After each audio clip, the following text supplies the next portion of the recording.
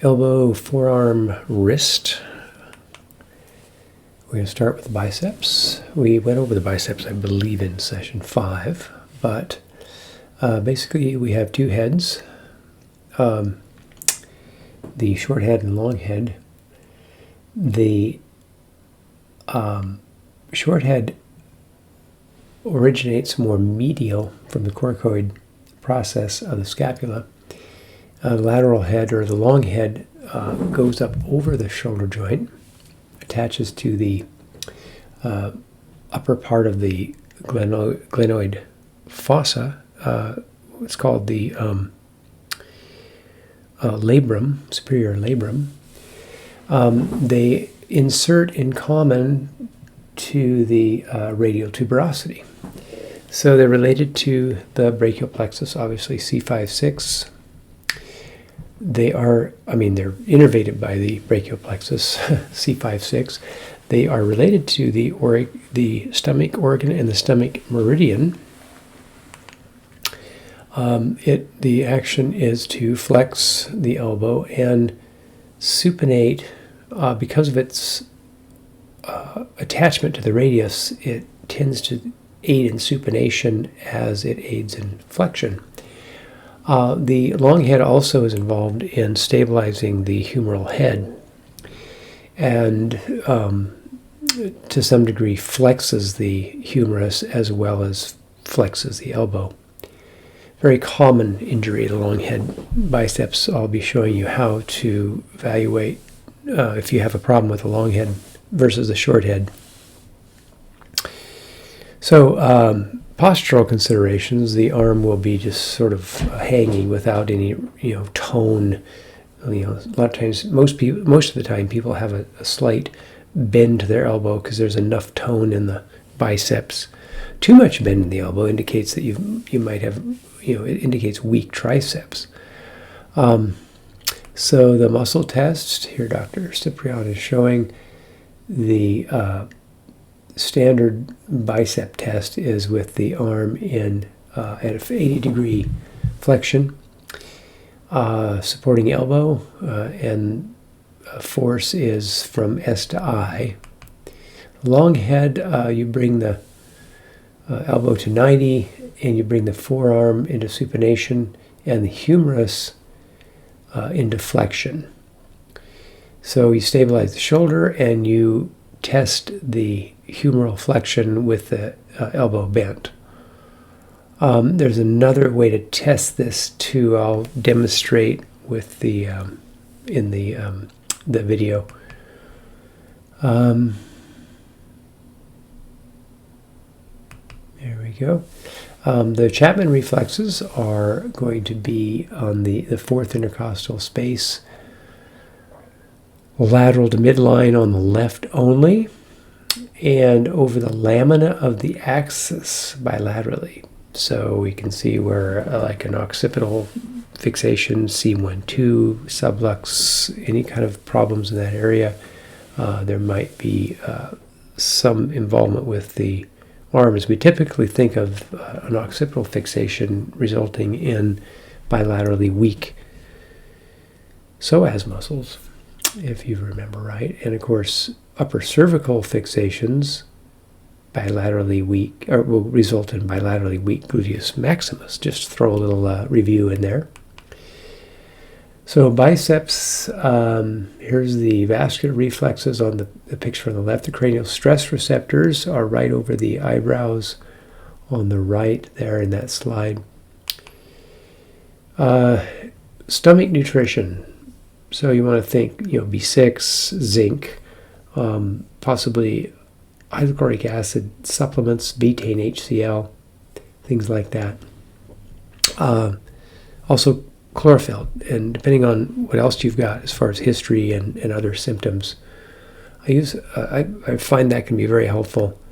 But really, dietary changes are going to be you're going to get the biggest hit with those. Next is the brachioradialis. This muscle comes off the lower humerus, lower 1/3, a little bit lateral, and it inserts into the all the way into the end of the radius, basically. Stylite process of the radius. So it is an elbow flexor and to some degree supinator, and it also assists in pronation. So it flexes the elbow and it assists in bringing the forearm into neutral between supination and pronation. Another muscle that might be indicated by a sort of floppy arm hanging in posture, or of course pain with flexion. That could be any number of things, but often pain with elbow flexion, you want to look at the brachioradialis. Also pain in the wrist, because it often will refer down into the more distal portions of the wrist, forearm and wrist. This is how we test it. Basically, start with the elbow in 80 degrees, like you're going to test the biceps, and bring the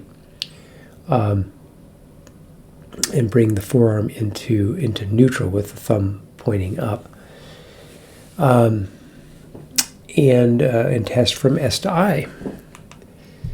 The brachioradialis reflexes are interesting. They're along the supraspinatus muscle in the back, and in the front they're along the pectoralis minor muscle. So that's kind of interesting. Dr. Goodhart referred to the brachioradialis as the sleep muscle. He found it to be a good muscle to test when people weren't getting enough rest. A lot of times it would reveal issues that other muscles didn't reveal. Tricep is our next muscle. Triceps, hence the name, 3 heads, long, lateral, and medial head. The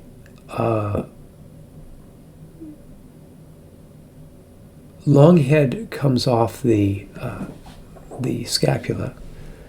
The lateral head originates off the humerus, and the medial head also originates from the humerus, somewhat more distal. They insert in common into the olecranon process of the ulna. C5 or C6T1 nerve supply. Triceps action extends the elbow, and also the long head aids in extending the humerus. So you might see in posture, you might see someone with like an abnormally bent elbow. They might have tight biceps. They may have an elbow problem. They may have weak triceps, especially if both sides. Sometimes you'll see both elbows kind of bent. In that case, you would want to test the lats and probably the middle and lower trap, because they all are somewhat related through the spleen meridian. Biceps test, the triceps test, basically it would be like the middle division, or long head, the long head would be like testing brachioradialis, only your vector of testing goes from I to S, opposite of brachioradialis. The lateral head, the thumb is pointing outward, in the wrist is in supination. The medial head, the thumb is pointing medial. Another way to test the long head is to contact the behind the elbow, pull from P to A while stabilizing the shoulder. This tends to emphasize the humeral motion aspect of the tricep muscle. I'll demonstrate that in the video too. Reflexes, seventh intercostal space. This dot's a little medial. The actual reflex is a little more lateral than what this dot indicates. And then the inner transverse space T7, 8 on the left, the same as the lat. Vascular reflex is going to be the parietal eminence on the parietal bone. Cranial stretch receptor is right above the ear on the temporal bone, or I'm sorry, the parietal bone. Just above where some of the TS line points are. Tricep nutrition is going to be related to blood sugar, digestive enzymes, also possibly there might be some crossover with immune system stuff. So the same nutrition that you would look at for lat, basically, A&E, EFAs, enzymes, anything related to blood sugar, magnesium, chromium, B6, B3.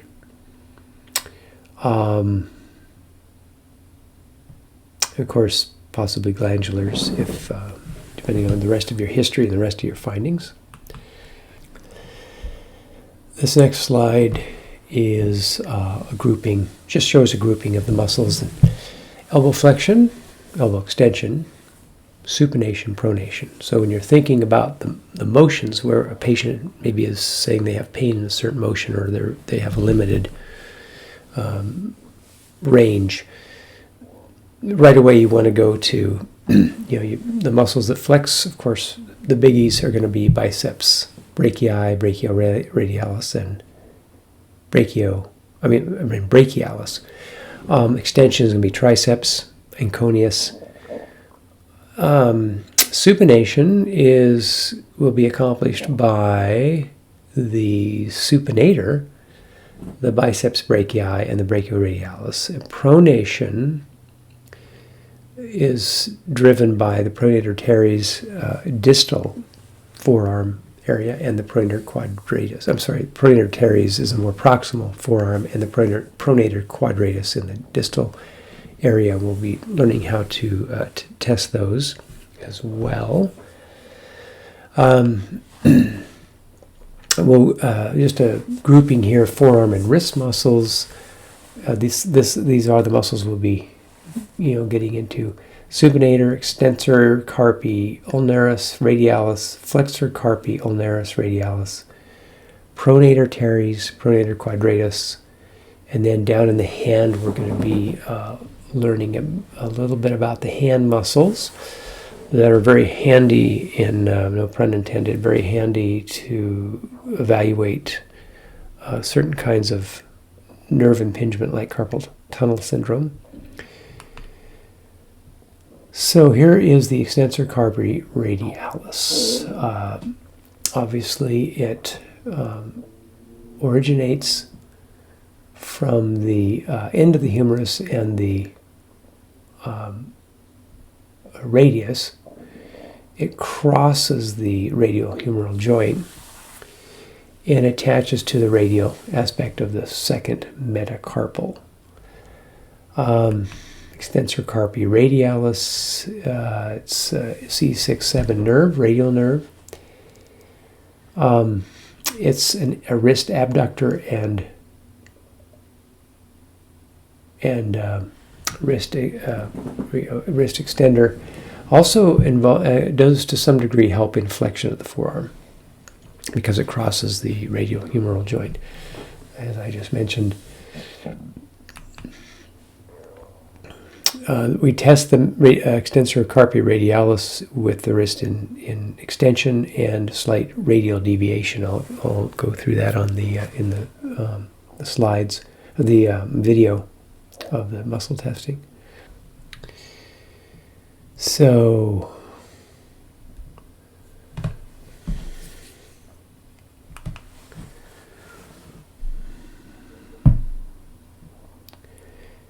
the extensor carpi radialis and ulnar test are tested basically the same way with ulnar deviation or radial deviation. So extensor carpi ulnaris comes off the lateral epicondyle, posterior border of the ulna and the intermuscular septa, inserts into the base of the fifth metatarsal on the ulnar side. So once again, we test this in with wrist extension and preferably elbow straight. I'll show you how to test both ways. Here's the extensor carpi ulnaris, the position.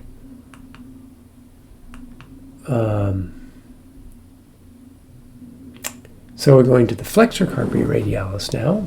Arises from the flexor tendon of the medial epicondyle and the intermuscular septum. So the medial epicondyle, it crosses the wrist bones, so you end up with creating wrist flexion, but also aiding in pronation. So if you're in a supinated position and you flex the wrist, there's going to be a guiding into pronation. This works along with the pronator teres and pronator quadratus. You'll see ulnar deviation of the hand. If the flexors are weak, a lot of times you'll see the wrist sort of stuck in extension. People walk around with their wrists sort of, and if one of them especially is in extension, then you really want to check the flexors. Someone with extensor tendinitis, a tight inflamed extensor group, are going to often have inhibited wrist flexors because of the law of reciprocal innervation. So flexor carpi radialis, flexor carpi ulnaris, they're going to be tested with the elbow bent. I like to have the patient's elbow at their side. The wrist is in neutral and the wrist is flexed. And then you deviate towards the radial or towards the ulnar side to differentiate. So again, this it'll be easier to see when I get on the in the demo. So pronator teres. This is a muscle that's devoted entirely to pronation, to the rolling over of the radius. It also is going to aid in stabilizing the radial head in its position as it's rotating, as that joint, the radial ulnar articulation, is a very shallow joint. Nerve supply, once again, lower brachial plexus, action pronation of the forearm primarily, and also will aid in flexion of the forearm. It looks like we left a word off there on that slide.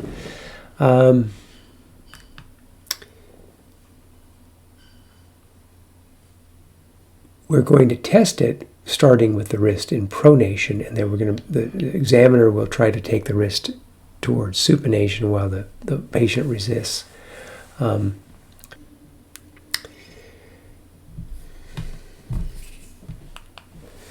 Pronator quadratus, interesting muscle. This comes off the distal ulna and crosses over. The fibers run basically medial to lateral, looking in anatomical position, and slightly inferior if the wrist was in anatomical position. So it inserts into the lateral interior aspect of the distal 1/4 of the radius. And when it contracts, it basically rolls the radius over the ulna. Median nerve, it's very often involved with median nerve entrapment, which will often present as carpal tunnel syndrome. However, this is is proximal to the carpal tunnel itself, but it has a lot to do with maintaining integrity of the wrist, the distal forearm. You can see here, it's a better picture. Pronates the wrist and provides support to the radius and ulna.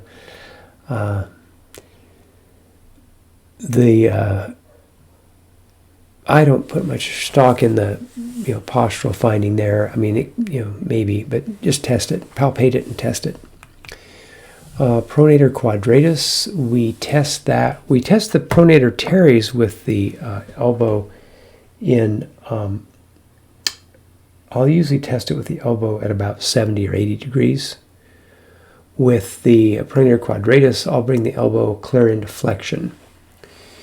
It says here 135 degrees. I'll bring it up to where it's, you don't have much chance of getting other, the pronator teres involved. Stabilize the elbow, and the patient is in full pronation, and the examiner tries to take the wrist in, out of pronation towards supination. Very effective test for evaluating whether you've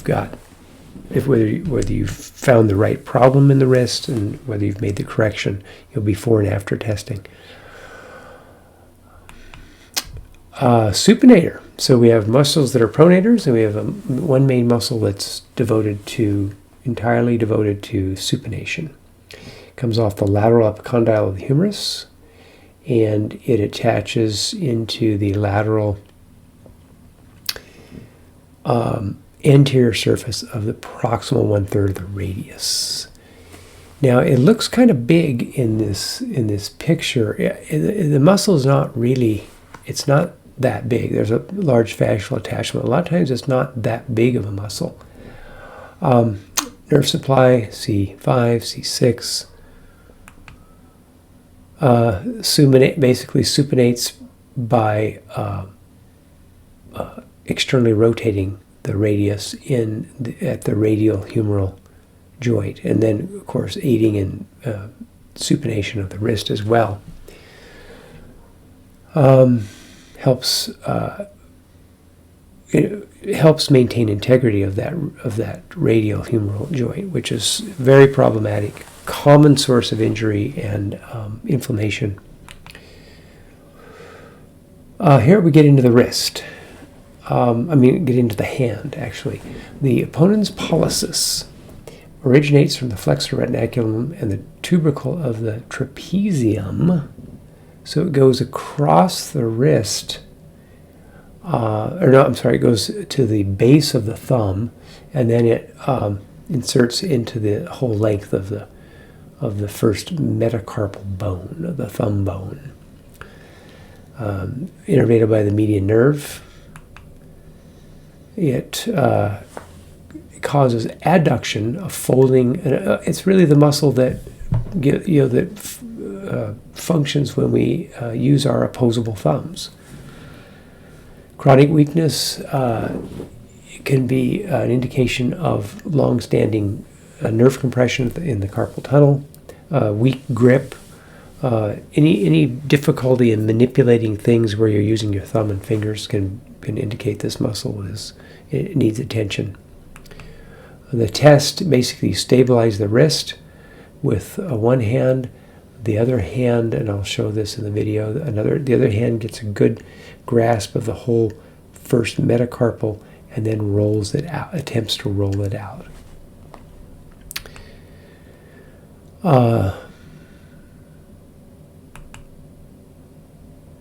So the reflexes are going to be the same as the stomach, or the same as the biceps, actually.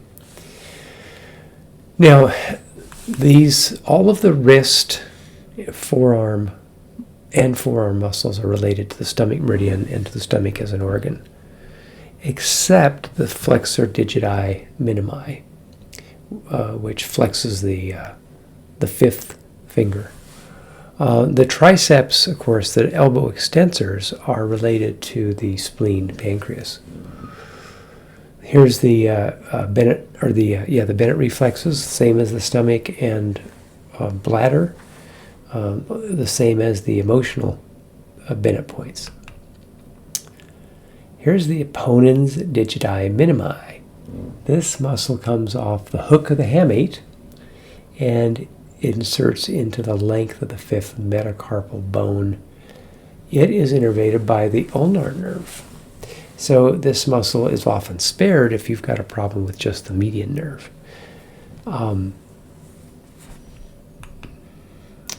It brings the little finger towards the midline of the hand, the same way the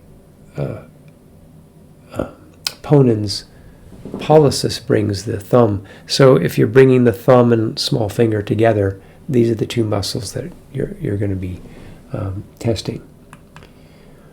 The way we test it, stabilize the hand, get a good capture of the whole fifth metacarpal and finger, and roll it out as the patient attempts to resist. Ponens digiti minimi. The flexor digiti minimi brevis is also innervated by the ulnar nerve.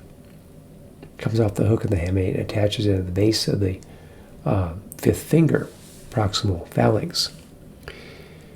Here's another picture. Now, this is the muscle that I mentioned is related to the small intestine,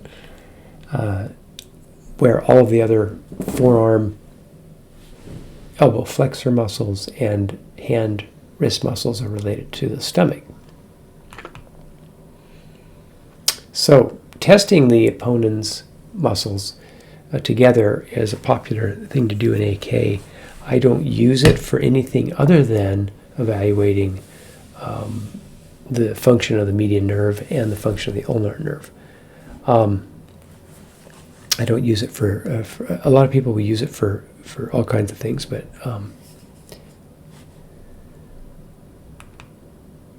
so we're going to be going into elbow dysfunction and eventually into wrist problems here. The next clip.